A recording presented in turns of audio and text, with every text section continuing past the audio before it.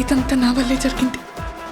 కళ్ళు మూసినా తెరిచిన చంద్రికనే కనిపిస్తుంది. Watch our web series Constable Kanakam Season 2 streaming now on ETV Win app.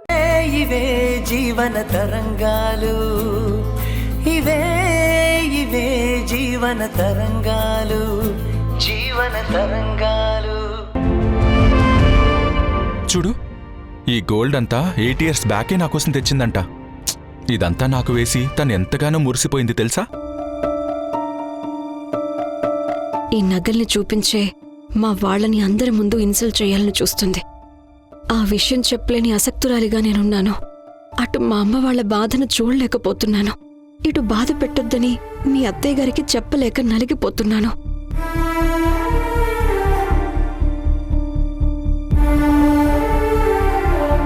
నీ గురించి నాలాగే ఆలోచించే వాళ్ళు ఉన్నారంటే నాకు చాలా సంతోషంగా ఉంది కళ్యాణ్. ఇక నుంచి మీ వాళ్ళు దూరంగా ఉన్నారన్న బెంగ నీకు తీరిపోయింది. నా బెంగ తీరిపోయింది సరే, కానీ నిన్ను బాధ పెట్టేవాళ్ళు కూడా నీ చుట్టూనే ఉన్నారని నువ్వు గుర్తించలేకపోతున్నావు. అందుకు నిన్ను చూస్తుంటే నాకు చాలా జాలేస్తుంది.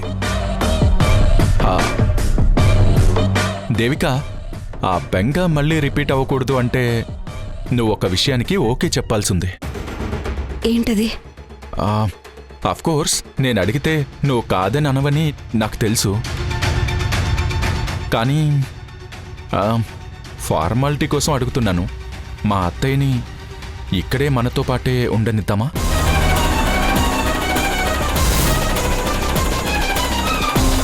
తనిక్కడ ఉండాలని మనం అనుకుంటే సరిపోతుందా? మీ అత్తయ్య ఒప్పుకోవాలి కదా. అసలే ఆమె అలవాట్లు పద్ధతులు వేరు.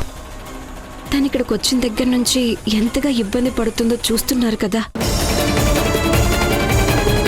అయినా ఈ విషయంలో మీరు నా పర్మిషన్ తీసుకోవాల్సిన అవసరం లేదు. మీ ఇష్టమే నా ఇష్టం. థ్యాంక్స్ దేవిక. మా అత్తయ్యతో నేను మాట్లాడతాను. నీకొక విషయం చెప్పనా? నువ్వు నన్ను హర్ట్ చేయడానికే కాదు, డిసప్పాయింట్ చేయడానికి కూడా ఇష్టపడవు. మా అత్తయ్య విషయంలో నిర్ణయం నాకే వదిలిపెట్టినందుకు once again thank you so much.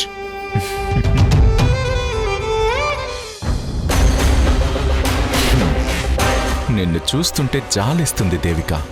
ఒకప్పుడు నువ్వు చాలా ఇంటెలిజెంట్గా థింక్ చేసేదానివి. ఎవరు ఎలాంటి వాళ్ళో స్కాన్ చేసి వాళ్లకు తగ్గట్టే బిహేవ్ చేసేదానివి. కానీ ఇప్పుడు నా ట్రాప్లో పడిపోయి ఎవరు ఎలాంటి వాళ్ళు పసిగట్టలేకపోతున్నావు. మా అత్తయ్యని అడ్డం పెట్టుకుని నిన్నొక ఆట ఆడుకుంటాను.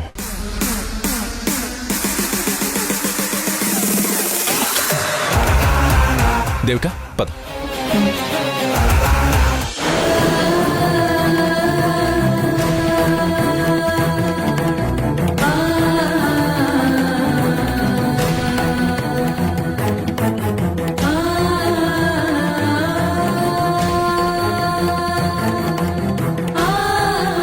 ఫోన్ మాట్లాడుతూ ఇక్కడికే వచ్చానే.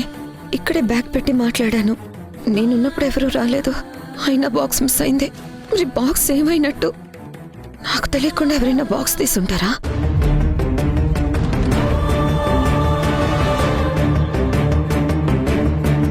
నాన్నని విడిపించడం కోసం అమ్మ అడిగిన కాదని తెచ్చిన గాజులు కనపడకుండా పోయాయి. ఇప్పుడు ఏం చేయాలి? ఎలా నాన్నని బయటికి తీసుకురావాలి? అక్కడేమో నాన్నని పోలీసులు కొడుతున్నారు. ఇంకా లేట్ చేస్తే కేసు ఫైల్ చేసి కోర్టుకు తీసుకెళ్తారు. లాయర్ ఏమో 5 లక్షలు ఇస్తే గానీ కేసు ఆగదన్నారు. పోయిన గాజులతో పాటు నా ఆశలు కూడా ఆవిరయ్యేలా చేసేవా స్వామి?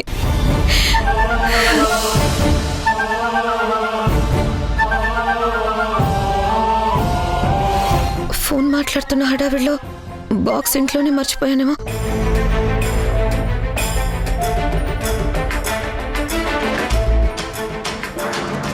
కీర్తి, నువ్వు ఇంట్లో నుంచి బయటికి వెళ్ళి 2 గంటల పైన అయిందని అమ్మ చెప్పింది. ఇంట్లో పెళ్లి పెట్టుకొని ఇంతసేపు ఎక్కడికి వెళ్ళావు? తర్వాత చెప్తానన్నయ్య. ఆగు. ఆన్సర్ చెప్పకుండా వెళ్తావేంటి? ముందు ఆన్సర్ చెప్పి వెళ్ళు. అన్నయ్య చెప్పాను కదా తర్వాత మాట్లాడతానని. నన్ను వదిలే. అర్థమైంది. ఫ్రెండ్స్ పేరు చెప్పి ఎక్కడో జల్సా చేస్తున్నా మీ నాన్న కోసం వెళ్తున్నావా? జల్సాలు చేయట్లేదన్నయ్య. ఆయన దురదృష్టం కొద్దీ చేసిన తప్పుకి పోలీస్ స్టేషన్లో లాఠీలు దెబ్బలు తిని ఎప్పుడెప్పుడు బయటకు వస్తానా అని ఎదురు చూస్తున్నారు. మాట్లాడవేంటి చెప్పు. ఉదయమనంగా వెళ్ళిన మనిషి ఇప్పటివరకు ఇంటికి రాలేదంటే నాకెందుకో డౌట్ కొడుతుంది.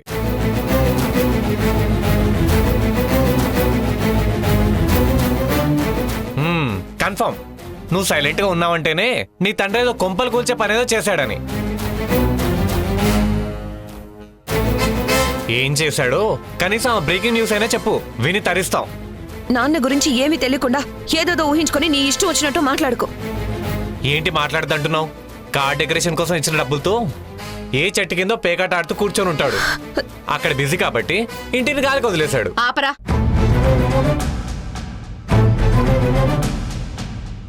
ఏంట్రా మీ నాన్న గురించి నోటికొచ్చినట్టు మాట్లాడుతున్నావు?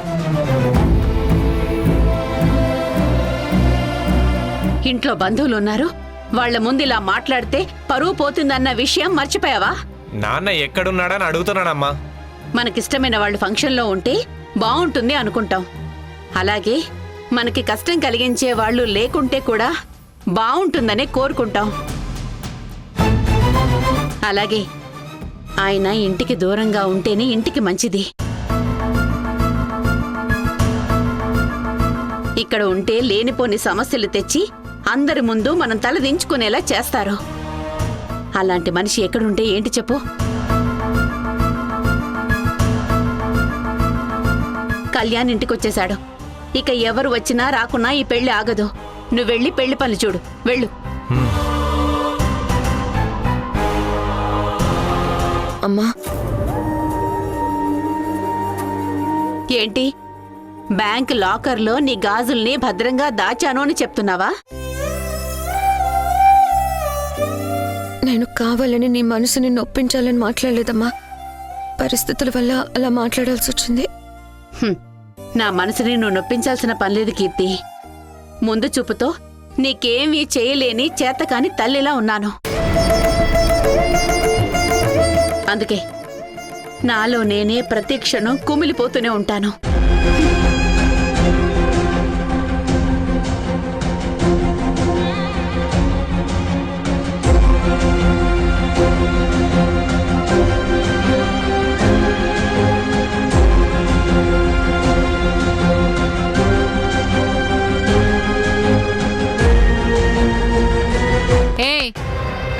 పెళ్లి పనులు చూడకుండా ఇక్కడే విగ్రహంలా నిలబడ్డావు ఏంటి?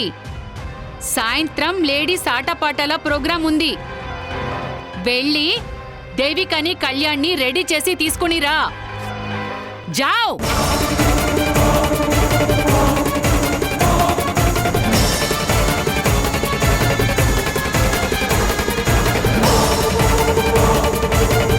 ఇవే ఇవే జీవన తరంగాలు, ఇవే ఇవే జీవన తరంగాలు, జీవన తరంగాలు. కంప్లైంట్ చేయడం ఎందుకు? నాన్న ఎక్కడుంటాడో నాకు బాగా తెలుసు. నేను వెళ్ళి నాన్నని తీసుకొస్తాను.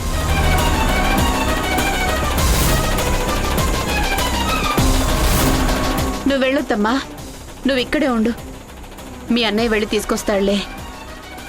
వద్దమ్మా. అన్నయ్య వెళ్తే ఇద్దరు గొడవ పడతారు కదా, అందుకే నేను వెళ్తాను. మీరు ఫంక్షన్ చూసుకోండి.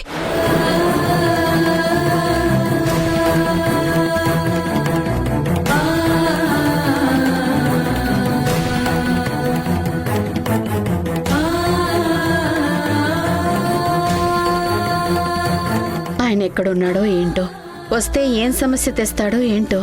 స్వామి, ఈ పెళ్లికి ఎలాంటి అవాంతరం రాకుండా చూడు స్వామి.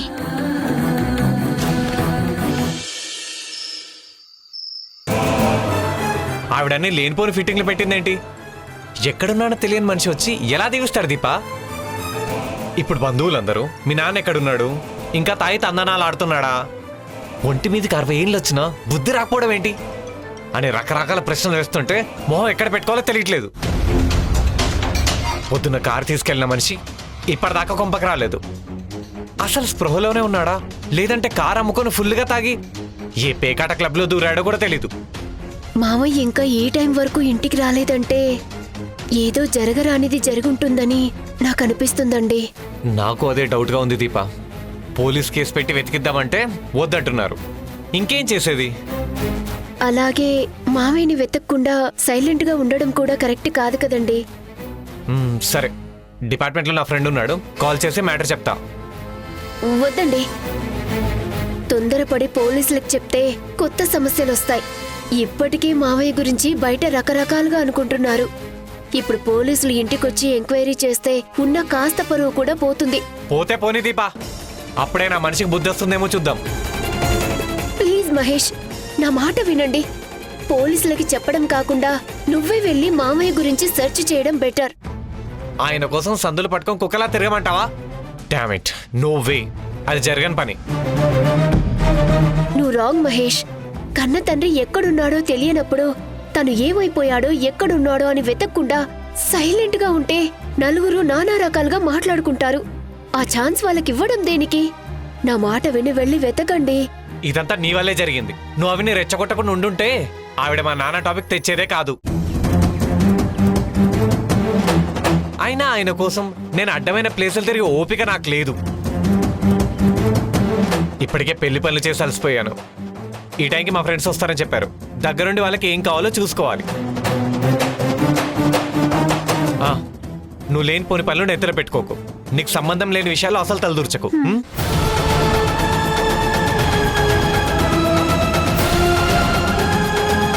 కీర్తి మావయ్య కోసమని ఈ నైట్ టైంలో ఎక్కడని వెతుకుతుందో ఏంటో.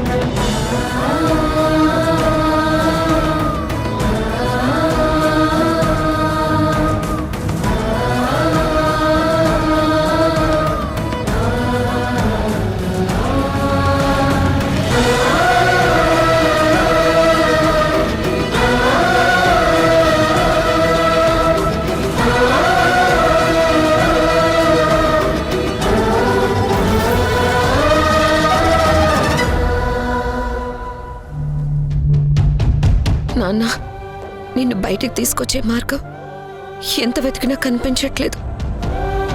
నాకు జన్మనిచ్చినందుకు నీ రుణం తీర్చుకునే అవకాశం కనుచూపు మేరలో కనిపించట్లేదు నాన్న. ఏ దేవుడికి మొక్కుకున్నా సమస్యకి పరిష్కారం మాత్రం చూపించట్లేదు.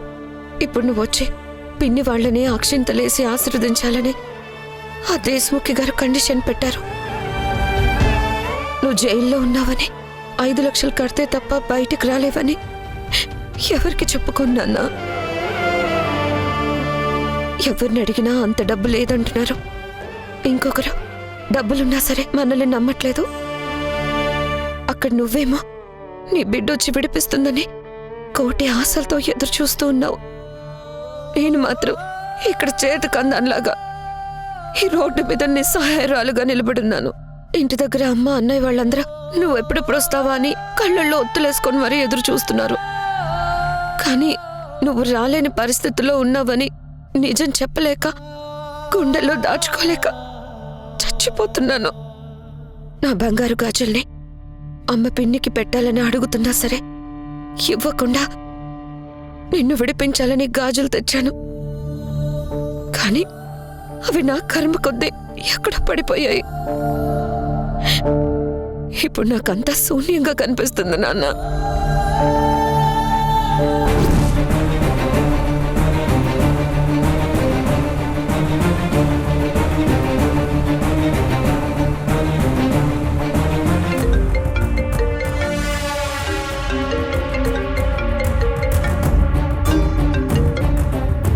హలో కీర్తి, అన్నయ్య గారు ఆచూకీ తెలిసిందా?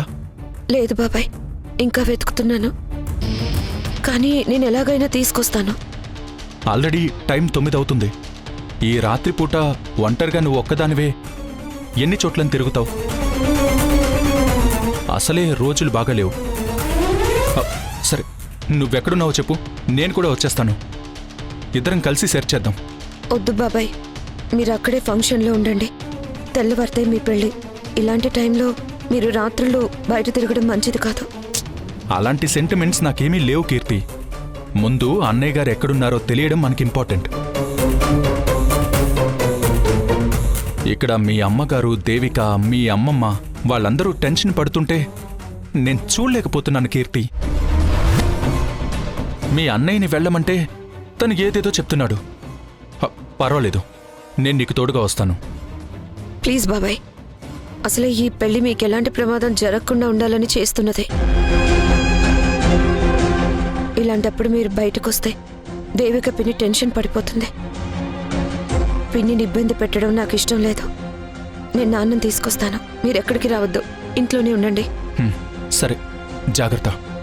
ఏదైనా అవసరం అయితే నాకు కాల్ చేయి. ఓకే? ఓకే బాబాయ్. సరే, బాయ్.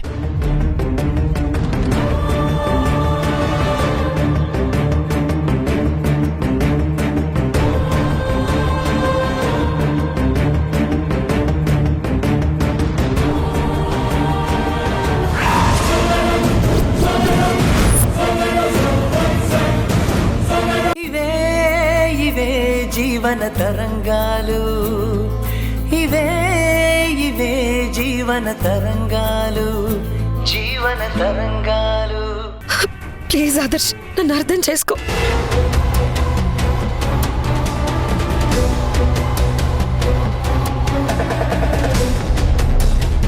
ఇక్కడ ఉండటం నీకే మంచిది కాదు. ఎందుకు చెప్తున్నానో అర్థం చేసుకోలేనంత చిన్నపిల్లవు కాదని నేను అనుకుంటున్నాను. జాగ్రత్తగా వెళ్ళిపో.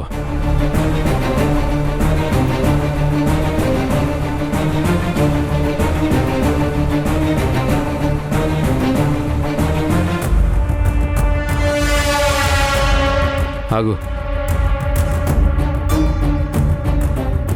ఒకప్పుడు నీ కళ్ళల్లో పొగరు, అహంకారం మాత్రమే కనపడేవి. కానీ ఈ క్షణం అవేవి నీ కళ్ళల్లో కనపడట్లేదు. అదిగాక నా కాళ్ళ దగ్గరకు వచ్చి అడుక్కున్నావు కాబట్టి సర్లే, నీకు హెల్ప్ చేస్తాను. చాలా థ్యాంక్స్ ఆదర్శ్. వెంటనే ఎస్ఐకి కాల్ చేసి మా నాన్నని విడిపించు. తప్పకుండా విడిపిస్తాను, కానీ నాదో కండిషన్.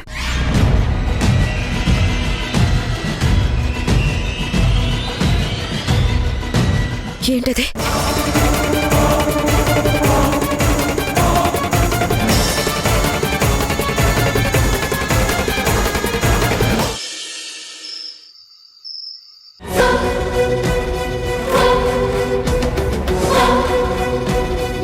కళ్యాణ్కి ఎటువంటి ప్రమాదం జరగకూడదని దోష నివారణగా జరుగుతున్న నా పెళ్లి ఎలాంటి అవాంతరాలు రాకుండా చెయ్యాలని అక్క వాళ్ళెంతో కష్టపడుతున్నారు. కానీ దేశముఖి పిన్ని వల్ల అడుగడుగున అవమానాలు భరిస్తూ వస్తున్నారు. వచ్చిన బంధువులు కూడా బావగారి గురించి సూదుల్లాంటి మాటలు అంటూ ఉన్నా మౌనంగా సహిస్తున్నారు. పెళ్లి ఇంట్లో కాకుండా ఏ గుడిలోనో చేస్తుంటే అక్క వాళ్ళకి ఈ భారం తప్పుండేది.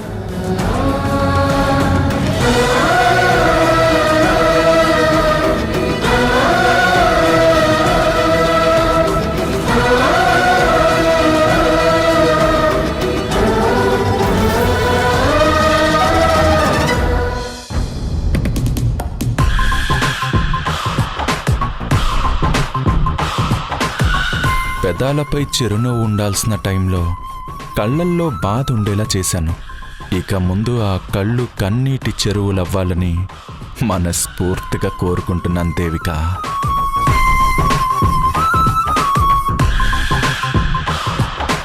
దేవిక, పెళ్లి జరుగుతుందన్న సంతోషంలో ఉండాలి కానీ ఇలా మూడాఫ్లో ఉన్నవెందుకు? మా మేనత్త అన్న మాటలకి ఫీల్ అవుతున్నావా? లేదండి, అక్క వాళ్ళ గురించి ఆలోచిస్తున్నాను. అన్నయ్య గారు ఇంకా ఇంటికి రాలేదని టెన్షన్ పడుతున్నావా? అవునండి, పిన్నిగారు కూడా మీ అక్క బావలతో అక్షింతలు వేయించుకోమని చెప్పారు కదా. కీర్తి బావగారిని వెతకడానికి ఈ టైంలో వెళ్ళింది. ఈ ఇబ్బందులన్నీ చూస్తుంటే హ్యాపీనెస్ ఎక్కడి నుంచి వస్తుంది చెప్పండి? అది నిజమే అనుకో, కానీ కొన్ని మన ప్రమేయం లేకుండానే జరిగిపోతూ ఉంటాయి. అది డెస్టినీ. అన్నయ్య గారు ఎక్కడున్నా కీర్తి తీసుకొస్తుంది. నువ్వు అతిగా ఆలోచించకుండా ఇదిగో టాబ్లెట్ వేసుకో, టైం అవుతుంది.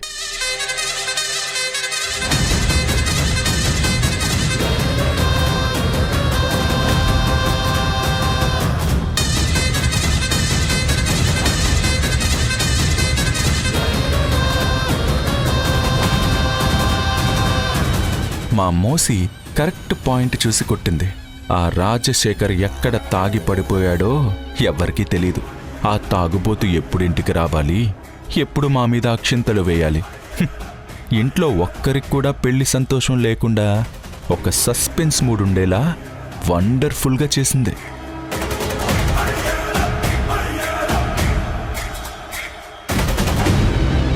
అక్క, కీర్తి ఏమైనా కాల్ చేసిందా? లేదు దేవిక, మేం ఫోన్ చేస్తుంటే నాట్ రీచబుల్ వస్తుంది. ఇక్కడేమో పిన్ని గారు మేమిద్దరం జంటగా మిమ్మల్ని ఆశీర్వదిస్తే తప్ప ఒప్పుకోను అన్నట్టు కండిషన్ పెట్టింది. ఆయన ఎక్కడున్నారో ఎంతవరకు ఆచూకీ తెలియలేదు. ఇప్పుడు ఏం చేయాలో ఏమో నాకు కాళ్ళు చేతులు ఆడట్లేదు. దేవిక, నీ పరపతి ఉపయోగించి ఏదో ఒకటి చేసి మీ బావగారు ఎక్కడున్నారో కనుక్కోమ్మా. అల్లుడి గారి ఆచూకీ తెలిస్తే గాని ఈ సమస్యకు పరిష్కారం లేదు. పర్సనల్ విషయాలకి నీ పవర్ని యూజ్ చేయవని నాకు తెలుసు దేవిక. పోనీ అనఫీషియల్గా చెప్పి పోలీసులతో అన్నయ్య గురించి వెతికించొచ్చు కదా. అనొఫీషియల్గా ఎందుకులేండి, ఒఫీషియల్గానే కాల్ చేస్తాను.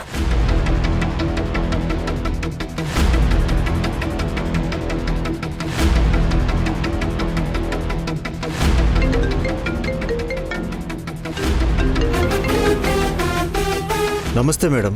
హలో సిఐ గారు. ఈ టైంలో ఫోన్ చేశారేంటి? ఏదైనా సీరియస్ మ్యాటరా మేడం? అవును సిఐ గారు, మా బావగారు రాజశేఖర్ గారు ఉదయం నుంచే కనబడకుండా పోయారు. ఎక్కడున్నారో ఇన్ఫర్మేషన్ లేదు. ఫోన్ కూడా స్విచ్ ఆఫ్ వస్తుంది. ఇంట్లో వాళ్ళందరూ చాలా టెన్షన్ పడుతున్నారు. కొంచెం మీరు ఎంక్వైరీ చేస్తారని కాల్ చేశాను. నేను పక్కాగా ఎంక్వైరీ చేసి మీకు ఇన్ఫార్మ్ చేస్తాను మేడం. థ్యాంక్స్ అండి.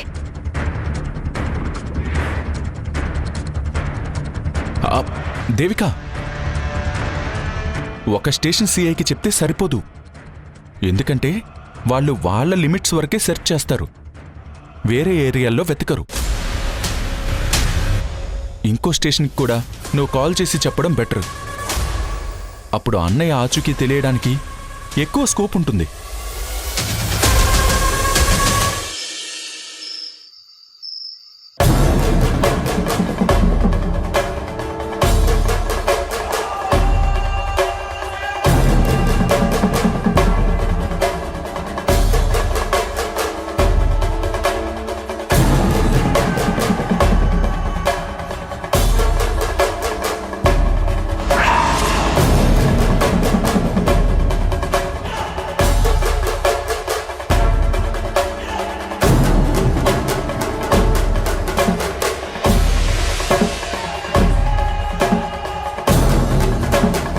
ఇంత అందం పెట్టుకొని ఒంటరిగా నన్ను వెతుక్కుంటూ వచ్చావు.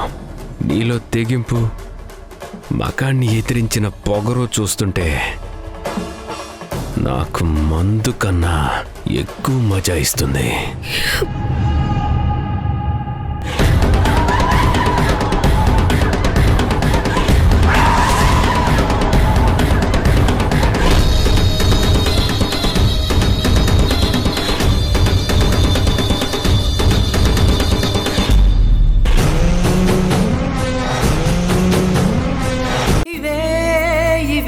జీవన తరంగాలు, ఇవే ఇవే జీవన తరంగాలు, జీవన తరంగాలు. ఎస్ఐ గారు, కేసు లేదని చెప్పారు కదా, మా నాన్నని అర్జెంటుగా రిలీజ్ చేయండి. కంగారు పడకమ్మా, మీ నాన్న ఇక్కడే ఉన్నాడు. ఏరి కానిస్టేబుల్,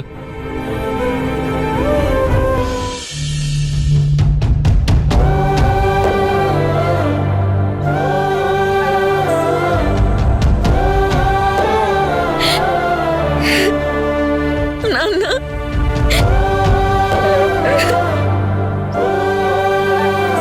నాన్న ఊరుకోమ్మా, ఊరుకో.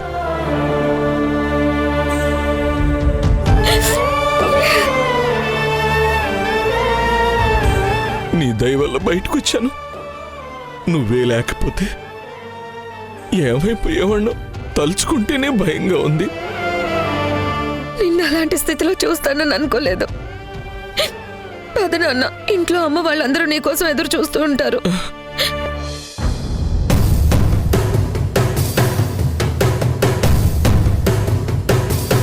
ఈ రాక్షసుడు ఇక్కడున్నాడేంటమ్మా? పద నాన్న, అవన్నీ తర్వాత చెప్తాను. పదండి.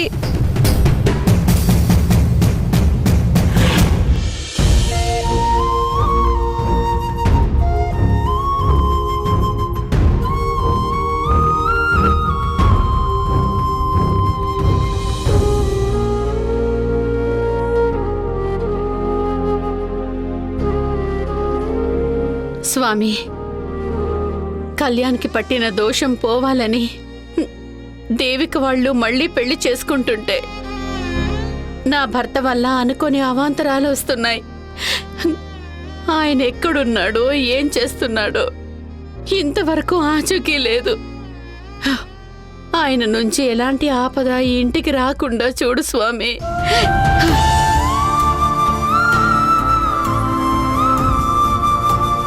అమ్మ ధరణి, బాధపడకమ్మా. ఎక్కడైనా తన స్నేహితులు కలిసుంటే ఆగుంటాడేమో అని నాకు అనిపిస్తుంది. అయినా కీర్తి తీసుకురావడానికి వెళ్ళింది కదా, తప్పకుండా తీసుకొస్తుందిలే. అది కాదమ్మా, ఒకవేళ మందు తాగున్నా సరే ఈ పాటికి ఇంటికొచ్చేసేవారు. ఏ రోజు కూడా ఇంత ఆలస్యం చేయలేదు. పైగా ఇంట్లో పెళ్ళుందని తెలిసి కూడా ఇంకా రాలేదు అంటే ఏదైనా జరగరాంది జరిగుంటుందో ఏమోనని నాకు భయంగా ఉందమ్మా. చచ్చా, అలాగేమీ జరిగుండదులే. అనవసరంగా కంగారు పడకు. ఉదయం నుంచి కుడికన్నా అదురుతూనే ఉందమ్మా. పదే పదే నా మనసు కీడు శంకిస్తూనే ఉంది. ఇలాంటి పరిస్థితుల్లో స్థిమితంగా ఎలా ఉండమంటావమ్మా? ఇలాంటి లేనిపోని భయాలు పెట్టుకుని కుంగిపోవద్దు ధరణి. దేవిక పెళ్లి సజావుగా జరిగేలా చూడ్డం మన బాధ్యత. నువ్విలా కుదేలైపోతే ఎలా? ఊరుకోమ్మా. అమ్మా, అనకూడదు కానీ ఆయనకేమైనా ప్రమాదం జరిగి చుట్టుపక్కల హాస్పిటల్లో ఏదో ఒక దాంట్లో అడ్మిట్ అయ్యారేమో. ఒకసారి హాస్పిటల్స్కి ఫోన్ చేసి కనుక్కోనా అమ్మా? నీకేమైనా పిచ్చి పట్టిందా ధరణి? ఏం మాట్లాడుతున్నావో అర్థమవుతుందా? అలా ఎందుకు అనుకుంటావు నువ్వు? కారు ఏదైనా ట్రబుల్ ఇచ్చి ఉండొచ్చు కదా. ఇలాంటి సమయంలోనే మనసుని దృఢంగా ఉంచుకోవాలి. ఈడొచ్చిన ఆడపిల్ల అర్ధరాత్రుల్లో తండ్రిని వెతుక్కుంటూ వెళ్ళడం ఎంత ప్రమాదమో తెలుసు కదమ్మా. మగాళ్లనే మృగాలను తలుచుకుంటుంటేనే వెన్నులో వణుకు పుడుతుంది. ఇలాంటి దుస్థితిని కలిగించిన నా భర్తని తలుచుకుంటే నా రక్తం మరిగిపోతోంది. ఆయన కనిపిస్తే నువ్వు ఒక తండ్రివేనా అని నిలదీయాలనుంది. నిన్ను వెతకడం కోసం నీ కూతురు జీవితాన్ని గాల్లో దీపం చేస్తావా అని ప్రశ్నించాలనుంది. బాధ్యతల నుంచి పారిపోయిన నిన్ను బుద్ధి చెప్పి ఇంటికి తీసుకొచ్చిన దేవిక పెళ్లికి కష్టాలు కలిగించటం నీకు న్యాయమేనా అని ఆక్షేపించాలనుంది. ఆవేశపడకు ధరణి. అల్లుడొస్తే అదే 10,000 అనుకుని మౌనంగా ఉండడం మంచిది. ఇప్పుడు ఇవన్నీ అడిగితే లేనిపోయిన గొడవలొస్తాయి. తొందరపడకమ్మా, సంయమనం పాటించు. సమస్యలు తీర్చాల్సిన కొడుకున్నా సరే తండ్రి బాధ్యత తీసుకోకుండా ప్రవర్తిస్తుంటే ఆవేదన మిగులుతుందే తప్ప సంయమనం ఎలా వస్తుందమ్మా? ముందు ఆయన ఎక్కడున్నాడో వెళ్ళి తీసుకొస్తాను. ఆయన కనిపిస్తే తప్ప సమస్యకి పరిష్కారం రాదు. ఆగమ్మా, ఇప్పుడు నువ్వు వెళితే పెళ్ళి ఆగే ప్రమాదం ఉంది. ఎలాగో కీర్తి వెళ్ళింది కదా, కావాలంటే ఫోన్ చేయి. ఆచూకీ ఏమైనా తెలిసిందేమో తెలుస్తుంది.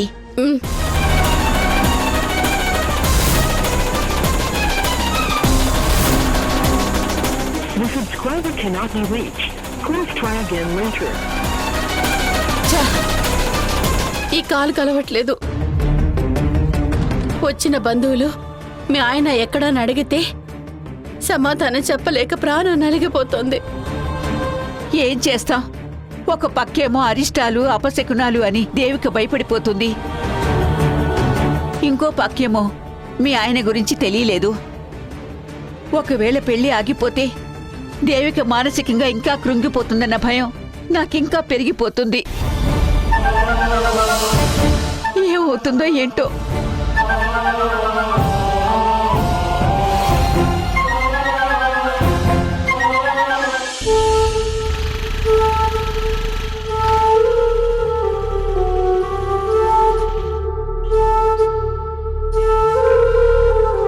ఏమైందమ్మా?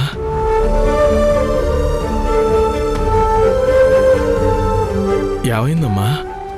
ఎందుకు ఇక్కడ ఆపావు? మిమ్మల్ని ఇలా చూస్తుంటే చాలా బాధగా ఉంది నాన్న. మీరు మంచి మనిషిగా మారాక కూడా కష్టాలు అనుభవించాల్సి వస్తుంది. మీరెంత దురదృష్టవంతులు నాన్న.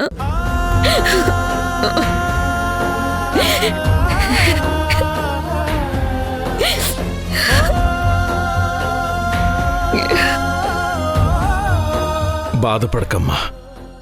ఈ లోకం రీతే అంతా మంచి కన్నా చెడునే ఎక్కువగా గుర్తుంచుకుంటుంది. పరిస్థితులు నా మీద పగబట్టాయి. ఏం చేస్తాం? కర్మఫలాన్ని అనుభవించక తప్పదు. వెళదాం పదమ్మా. మీ అమ్మ టెన్షన్ పడుతూ ఉంటుంది. నాన్న, ఇప్పుడు నువ్వు ఇలా ఇంటికొస్తే అమ్మ నీ షర్ట్ చూసి అనుమానపడుతుంది. ఏం జరిగిందని నిలదీస్తే నిజం చెప్పే ప్రమాదం ఉంది. నిలదీస్తే ఇంటికొచ్చిన బంధువులందరి ముందు నీ పరువు పోతుంది నాన్న. అమ్మ తట్టుకోలేదు నాన్న. అంతేకాదు, ఇంత రహస్యంగా మిమ్మల్ని విడిపించినా ప్రయోజనం లేకుండా పోతుంది.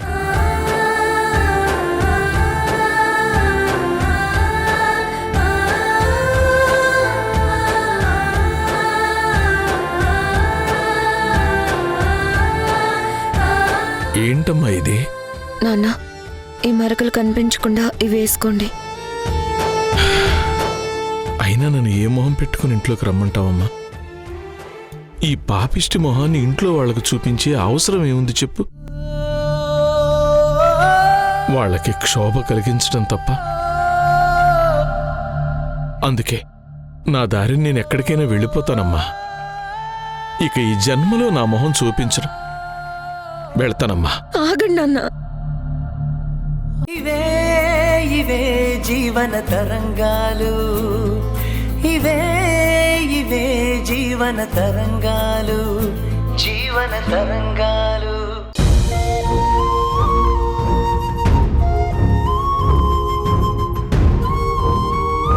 దేవిక, అన్నయ్య గారు వచ్చేశారు కదా, ఎందుకు టెన్షన్ పడుతున్నావు? బావగారు ఇంట్లో ఉంటే ఒక టెన్షన్, బయట ఉంటే ఒక టెన్షన్.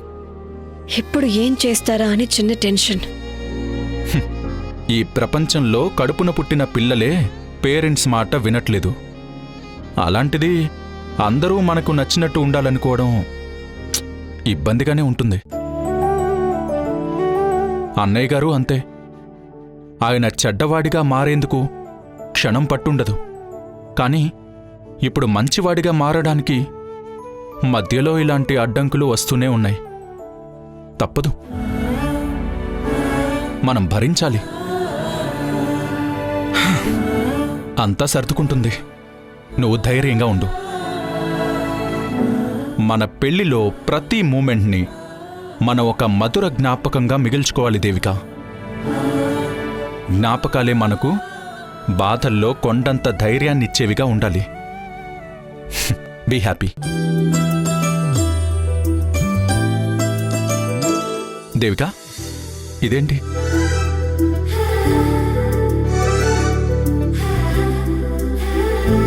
ఫ్లైట్ టికెట్స్ ఎవరి కోసం? మన కోసం. మన కోసమా? ఇప్పుడెందుకు దేవిక? హనీమూన్కి మనిద్దరం వెళ్తున్నాం కాబట్టి. Thank you Devika, thank you so much. నువ్వు మన హనీమూన్ గురించి ప్లాన్ చేసావంటే రియల్లీ వండర్ఫుల్. నేను నమ్మలేకపోతున్నాను. మీరిలా అనటంలో తప్పు లేదులేండి. ఎప్పుడూ వర్క్లో పడి మిమ్మల్ని సరిగ్గా పట్టించుకోవటం లేదు అన్న గిల్ట్ ఫీలింగ్ నాలో ఉంది.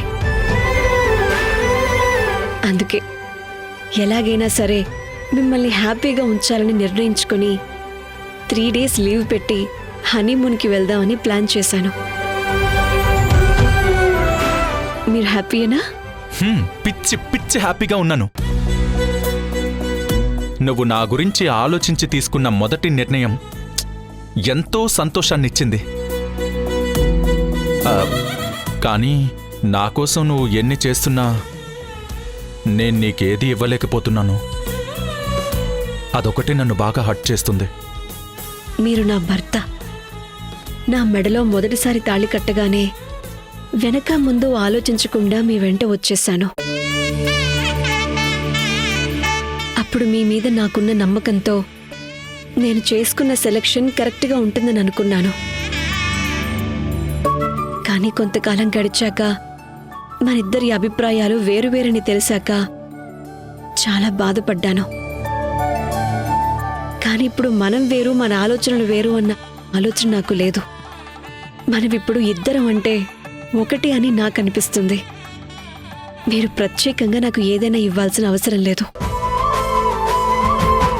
ఆ రోజు గుడిలో కింద పడిన అక్షింతలు రేపు నా తల మీద వేసి మీ మంచి మనసుతో ఆశీర్వదిస్తే చాలు. అంతకన్నా మీ నుంచి నేను కోరుకునేది ఏదీ లేదు కళ్యాణ్. దేవిక,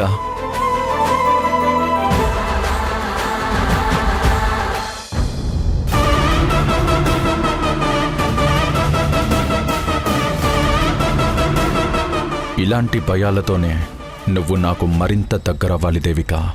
నేను తప్ప ఈ ప్రపంచంలో నీకింకెవ్వరూ నీ వాళ్ళంటూ ఉండకూడదు. ఉండనివ్వను కూడా.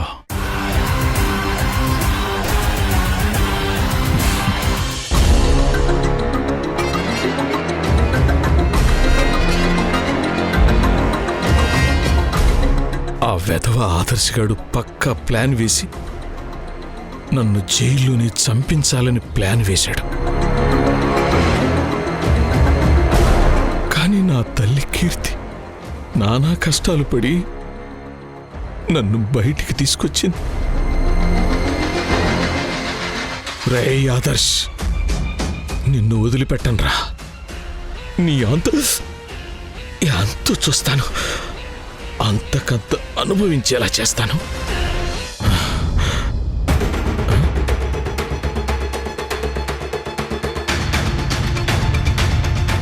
ఏంటమ్మా ఇది? నువ్వు బాటిల్ తీసుకురావడం ఏంటి? మరేం చెయ్యను నాన్న. కూతురిగా నువ్వు పడే బాధ చూడలేకపోతున్నాను నాన్న. కడుపును పుట్టాను కాబట్టి తప్పక ఈ మందిస్తున్నాను. ఇది తాగి మీ నొప్పిని మర్చిపోండి. తీసుకోండి నాన్న, తీసుకోండి. అమ్మ కీర్తి, నువ్వు అలా మాట్లాడకమ్మా, నేను భరించలేను. నాన్న, నేను మీ మేలు కోరి ఇలా మాట్లాడుతున్నాను. మిమ్మల్ని బాధ పెట్టాలని కాదు. మాతృదేవో భవ, పితృదేవో భవ, ఆచార్య దేవో భవ అంటారు. స్టూడెంట్స్ కి మంచి చెప్పడంలో తల్లిదండ్రుల తర్వాత స్థానంలో ఉన్నదాన్ని. అయినా సరే ఇలా హెల్త్ని పాడు చేసే మందుని మీకు ఇస్తున్నానంటే అది నువ్వు పడుతున్న మనోవేదనని చూడలేకే. తప్పుగా అర్థం చేసుకోకు నాన్న. ఎక్కడ నీకు యాక్సిడెంట్ కేసులో శిక్ష పడుతుందో అది తెలిస్తే అమ్మ ఏమవుతుందో అన్న భయంతో ఎంతగా తల్లడిల్లిపోయానో తెలుసా నాన్న. నువ్వు జైల్లో ఉన్నావని తెలిసిన దగ్గర నుంచి బయటకొచ్చే వరకు నా గుండెని అరచేతుల్లో పెట్టుకుని తిరిగాను.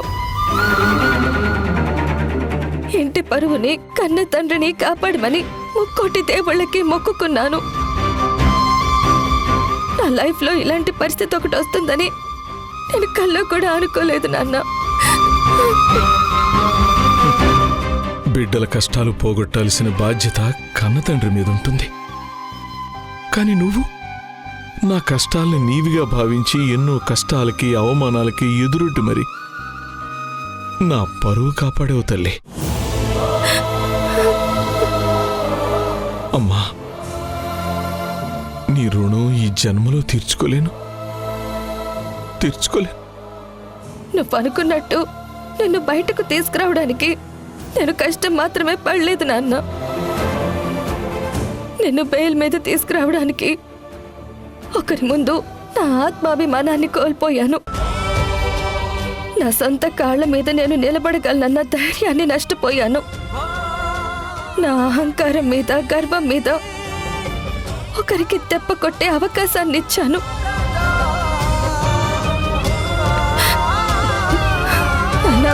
ఇక నుంచైనా నువ్వు ఎలాంటి తప్పులు చేయకుండా అందరితో మంచివాడు అనిపించుకునేలా ఉండు. ఎందుకంటే నా వ్యక్తిత్వాన్ని తాకట్టు పెడితే నీకు బెయిల్ వచ్చింది. ఇది మాత్రం మర్చిపోకు నాన్న.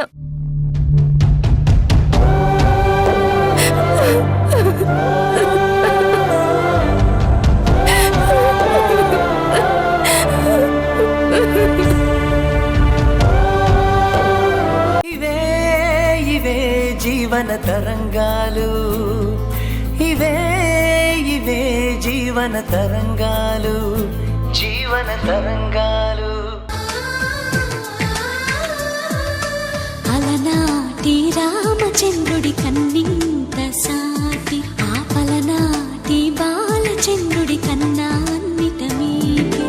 అలనాటి రామచంద్రుడి కన్నింత సాటి ఆ పలనాటి బాలచంద్రుడి కన్నా అన్నిట మేటి. అనిపించే అరుదైన అబ్బాయికి మనువండి.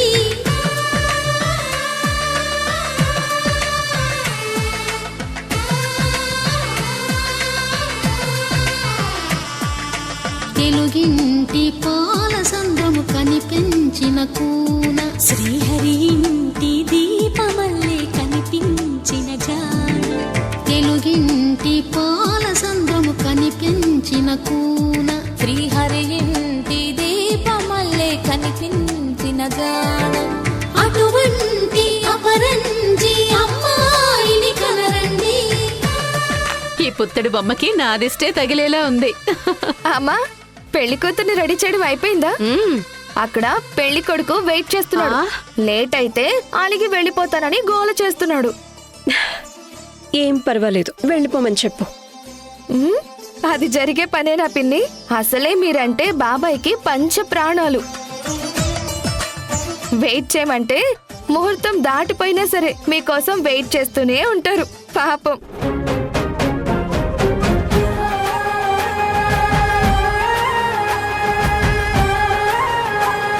ఆంటీ, ఈ పన్నీటి జల్లుతో మిమ్మల్ని పెళ్లి పందిట్లోకి స్వాగతం పలుకుతున్నాను.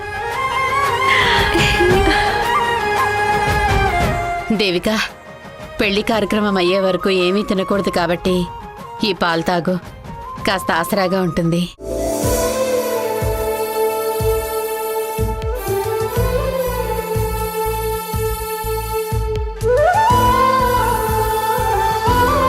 అక్క, ఈ పెళ్లి జరగకపోయుంటే ఇలా మీరు చూపించే ప్రేమని, ఎన్నో మధురమైన జ్ఞాపకాలుగా నిలిచిపోయే క్షణాలని మిస్ అయి ఉండేదాన్నేమో.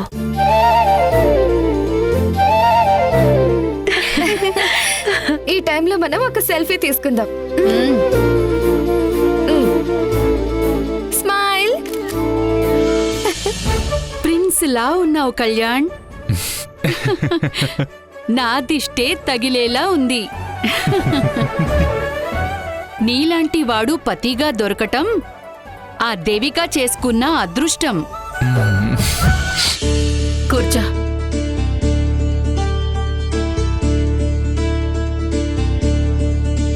పట్టుకోమా.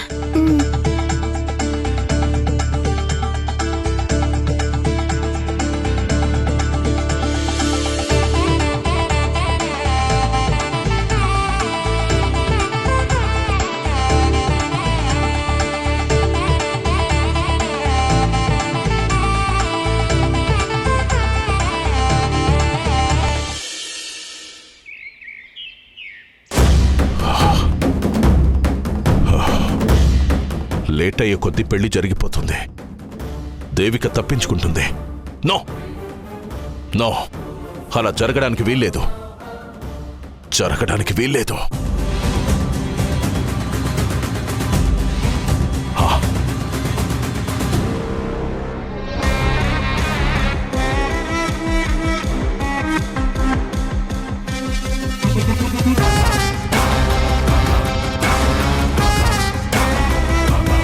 ఓకే, అర్థమైందా?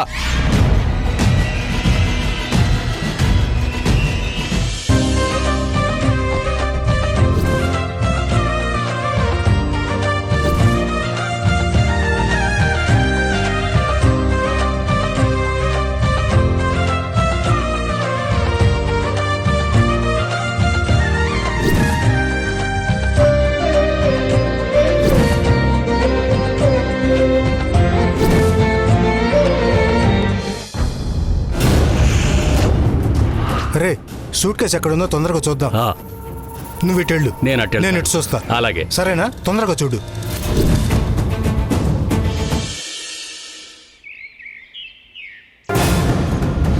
నమస్తే సార్. చెప్పండి సార్, ఏం చేయాలి?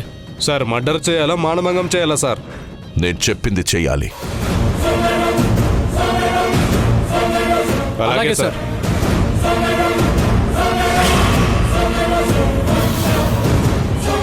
అర్థమైంది కదా? మీరు కానీ మీ మనుషులు కానీ పెళ్లికి వెళ్ళి ఎవరికీ అనుమానం రాకుండా ఆ బ్రీఫ్ కేస్ ఎక్కడుందో కనిపెట్టండి. అలాగే సార్. రేయ్, పనేంటో చెప్పాను, ఇప్పుడు ఆఫర్ ఏంటో చెప్తాను వినండి. ఆల్రెడీ పెళ్లిలో ఒకడు దొరికిపోయి పారిపోయి వచ్చాడు. మీరు కూడా ఏదైనా మిస్టేక్ చేసి దొరికిపోయారు అంటే అట్నుంచటే పైకి పోతారు.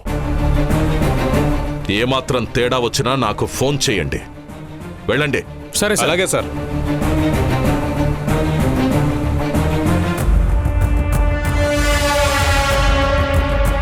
ఇక్కడ నా ముందేమో సిన్సియర్గా పని కంప్లీట్ చేస్తామని ఫోజులు కొడతారు, కానీ తీరా అక్కడికి వెళ్ళాక దొరికిపోయి తెల్లమొహం వేస్తారు. ఎందుకైనా మంచిది నా జాగ్రత్తలో నేనుండడం మంచిది. ఒక ఫోన్ చేస్తే ముందు జాగ్రత్తగా పనికొస్తుంది.